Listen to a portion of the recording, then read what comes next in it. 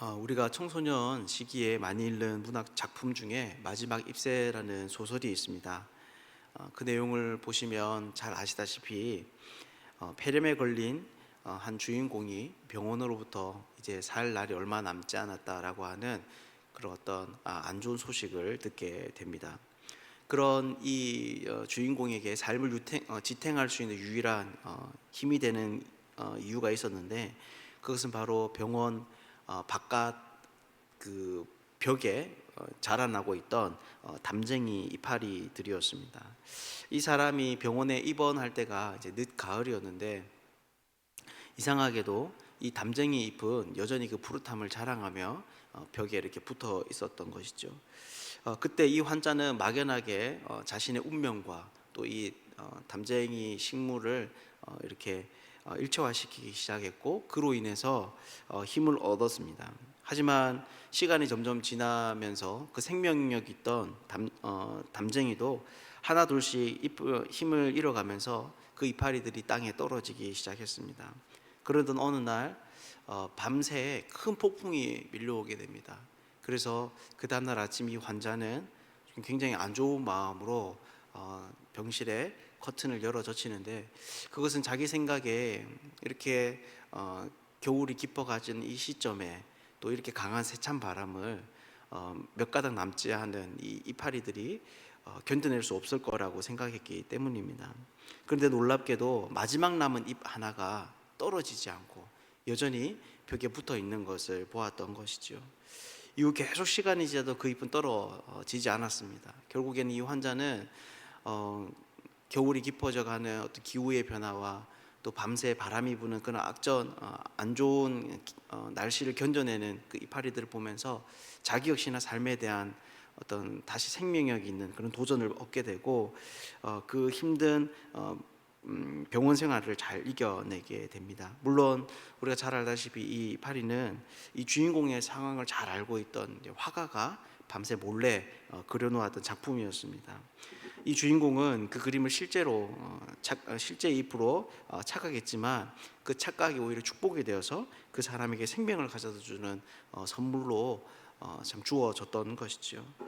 그렇다면 결국 이런 이야기가 우리에게 주는 여러분 가르쳐 주는 것이 여러분 무엇이겠습니까? 저는 무엇보다 의미의 중요성이라고 생각을 합니다.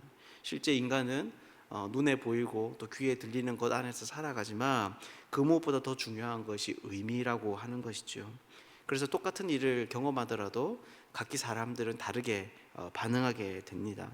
좌절하는 이가 있는 반면에 도전의식이 솟아나는 사람들이 있고, 우울감에 시달려 삶을 포기하는 사람들이 있는 반면에 또한 그 안 좋은 일들이 그 사람의 창의적인 예술 작품의 또 재료로 삼는 그런 사람들도 있는 것이죠. 이것은 우리가 성경을 읽을 때에도 마찬가지입니다. 성경에는 분명 우리가 이해하고 받아들여야 하는 팩트들이 많이 있지만, 그것보다 더 중요한 것은 바로 우리가 그 안에서 하나님의 뜻이 무엇인가를 이해하고 읽어내는 일이다라는 것입니다. 그리고 이러한 의미들이 결국 우리의 삶을 힘있고 능력 있게 살아가게 하는 것이죠. 그런 면에 있어서 오늘 본문 역시나 우리가 주의 깊게 바라보아야 할 필요가 있습니다. 왜냐하면 방금 우리가 읽은 본문들은 얼핏 보면 이 이스라엘의 세 군데의 지파들이 유다 동쪽에 있는 그 땅들을 배분받는 어떤 정보가 나열된 그 이야기들로 보이기 때문입니다. 그래서 우리가 여기에서 만약에 우리에게 주는 어떤 교훈을 붙들려고 하는 시도가 없이 이 글을 읽게 된다면 이 이야기는 너무 재미없고 또 지리한 그런 글이 되는 것이죠. 그렇다면 오늘 이렇게 요단 동쪽의 땅의 배분에 관한 이야기를 들으면서 우리가 찾아야 하는 여러분 그런 의미는 여러분 어떤 것일까요? 이런 정보의 날들을 통해서 우리가 얻을 수 있는 어떤 신학적인 교훈은 어떤 것일까요? 그것에 대해서 오늘 함께 좀 살펴보기를 원합니다. 우선 우리가 눈에 보이는 중요한 교훈 중 하나는 바로 이런 동쪽에 있는 땅들도 하나님이 그들에게 주신 것이다라는 것입니다. 저는 어렸을 적에 성경을 읽으면서 요단강 동쪽에 있는 이 땅을 배분하는 이 기사를 보면서 화가 난 적이 있습니다. 왜냐하면 이 땅은 원래 하나님께서 그들에게 주시기로 한 그런 땅이 아니었기 때문입니다. 하나님은 분명히 요단강 서쪽에 있는 땅들, 즉 가나안 땅을 젖과 꿀이 흐르는 땅이라 명명하시고 이스라엘을 애굽에서 이끌어내셨습니다. 그리고 그 과정 가운데 많은 어려움이 있으셨지만 그분의 보호하심과 돌보하심 아래서 많은 사람들이 가나안 땅에 이룰 수 있었습니다. 그런데 르우벤과 이 갓 지파들은 여러분 어떻게 하고 있는 겁니까? 사실 요단강 동쪽에 있는 땅을 먼저 요구한 것은 이 두 지파입니다. 그리고 므낫세 지파가 이후에 따라 붙게 됩니다. 왜냐하면 이 르우벤과 갓 지파가 가진 가축들이 많았기 때문입니다.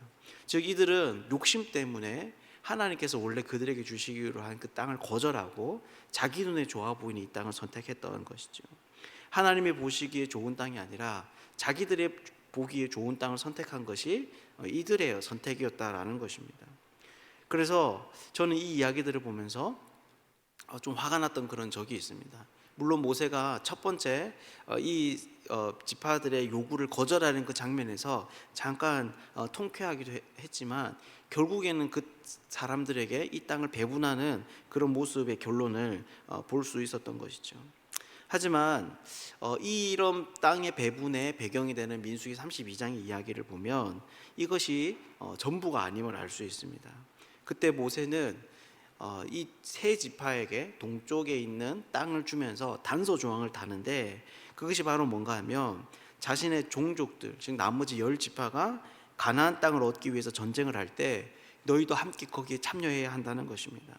자신들이 이미 땅을 얻었으므로 가나안에 있는 전쟁은 너희들의 몫이다 라는 그런 태도로 볼 것이 아니라 가장 최일선에서 자신의 동족들의, 자신의 형제들의 어떤 땅을 차지하는 그 전투에서 싸울 수 있어야 된다라고 하는 것이죠.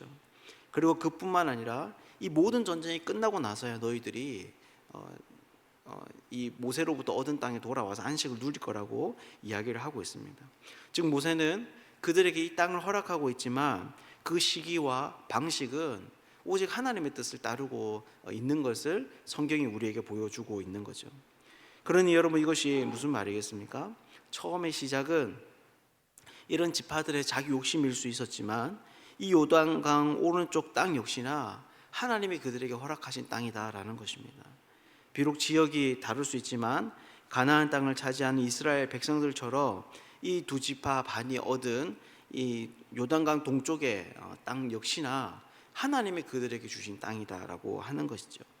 그래서 오늘 본문을 보면 이 각 지파의 땅의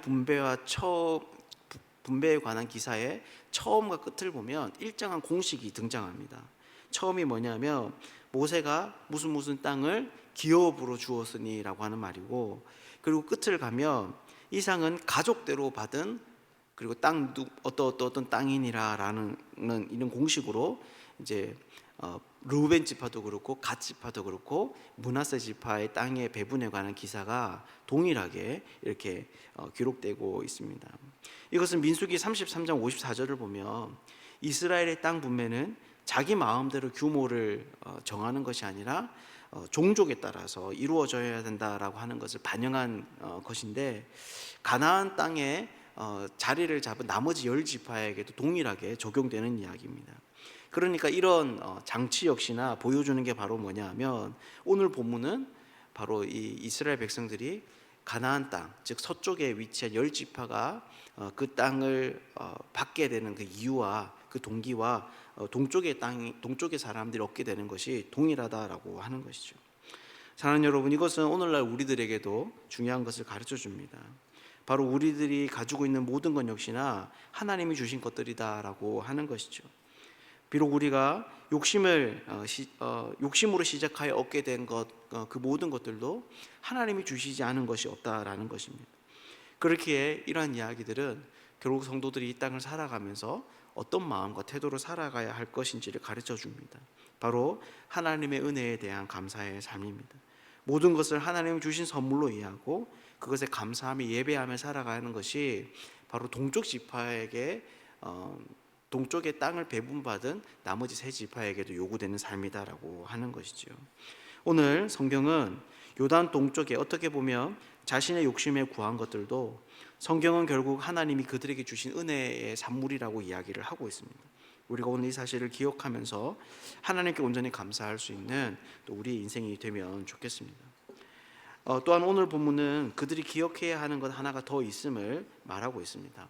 바로 그들의 정체성에 관한 것입니다. 오늘 본문을 쭉 읽어가다 보면 사실 또 이해되지 않는 부분이 하나 더 등장합니다. 뭐냐 하면 동쪽 지파의 땅 분배에 관한 이야기 처음과 끝을 둘러싸고 있는 이야기가 있는데, 그게 바로 뭐냐면 레위 지파의 이야기라는 것입니다. 그래서 우리가 읽은 본문 앞절인 14절에도 레위 지파에 관한 이야기가 나오고, 그리고 오늘 읽은 그 이야기 끝에도 레위 지파의 이야기가 나와서 이 두 이야기가 마치 샌드위치처럼 오늘 중간에 나온 이야기를 이렇게 싸고 있는 것처럼 보이고 있는 거죠. 여러분, 그렇다면 이런 구조가 우리에게 의미하는 바가 여러분 무엇일까요? 이런 레위인들에 관한 이야기를 얼핏 보면 비슷해 보이지만 자세히 보면 조금 다른 점이 있습니다. 14절을 보면 레위인들의 기업은 이스라엘이 하나님께 드린 화제 제물이라고 이야기를 합니다. 그리고 오늘 본문의 그 끝인 레위인들에 관한 이야기는 여호와 그분 자체가 레위인들의 기업이다라고 이야기를 합니다. 하지만 결국 가르치는 이야기의 핵심은 동일합니다. 레위인들은 어떤 특정한 땅을 분배받아서 거기에 나오는 소산물로 자신의 삶을 영위하는 사람들이 아니라 다른 12지파의 사람들이 드리는 그 제사의 제물로 먹고 살아야 한다라고 하는 것이죠. 그렇다면 여러분, 이것이 무슨 말이겠습니까? 바로 동쪽에 거하고 있는 나머지 이 세 지파의 사람들도 역시나 하나님께 제물을 바쳐야 하는 하나님의 사람들이다라는 것입니다. 이것은 어떻게 보면 지리적 경계로 인해서 또 문화적으로 인해서 이방인들과 더 가까운 상황 속에 있을 수 있는 나머지 세 지파에게 정말 중요한 이야기였을 것입니다. 왜냐하면 그들은 쉽게 지리적 경계를 이유로 또 문화의 동질성을 근거로 자신들이 누구인지를 생각할 수 있기 때문입니다. 그래서 비록 하나님께 이 땅을 받았지만 거기에서 요단강 동쪽에서 살면서 그들의 경험되는 그런 삶은 자신들이 하나님의 백성이다라고 하는 이런 의식을 점차 약화시킬 수 있는 것이죠. 그래서 이런 레위인들에 대한 이야기는 결국 그들을 어리석은 이런 생각으로부터 건지는 교훈이 됩니다. 왜냐하면 이러한 권면은 결국 그들이 가진 이 땅의 주인이 누구인지를 다시 상기시키게 되고 정말 그들이 얻고자 하는 행복과 그런 평화가 어디에서부터 오는지를 알려주기 때문입니다. 그래서 이것 역시나 오늘날 우리들에게도 중요한 것을 알려줍니다. 왜냐하면 우리들 역시나 요단강 동쪽에 거주하는 지파들처럼 하나님으로부터 우리의 모든 것들을 선물로 받은 사람들이지만 쉽게 우리를 둘러싼 문화들로 인해서 우리 자신이 누구인지를 잊어버릴 수 있는 그런 상황 가운데 놓여 있는 것이죠. 하지만 성경은 우리의 진짜 정체성은 우리의 경험에서 나오는 것이 아니라고 이야기를 하고 있습니다. 정말 우리가 어디에 속해 있는가, 누구에게 속해 있는가가 우리의 근본적인 정체성이다라고 하는 것이죠. 그래서 이런 이야기는 오늘날 우리들에게도 다시 한 번 더 이 모든 것을 공급하시는 우리의 주인이 누구인지를 깨닫게 하며 자신을 발견하여 하나님께 반응하며 살아가도록 합니다. 오늘 우리가 이렇게 요단강 동쪽에 배분하는 역사를 살펴보았는데 여기에서 주는 어떤 의미들을 우리 역시나 좀 깊이 생각할 수 있으면 좋겠습니다. 그래서 우리 역시나 이 땅을 살아가지만 하나님의 백성임을 기억하며 또 그분께 감사하며 예배하는 그런 인생이 되면 좋겠습니다. 오늘 우리의 하루의 삶 가운데도 우리 자신을 하나님께 두고 살아가는 복되고 귀한 하나님의 사람들 되시기를 주님의 이름으로 축복합니다.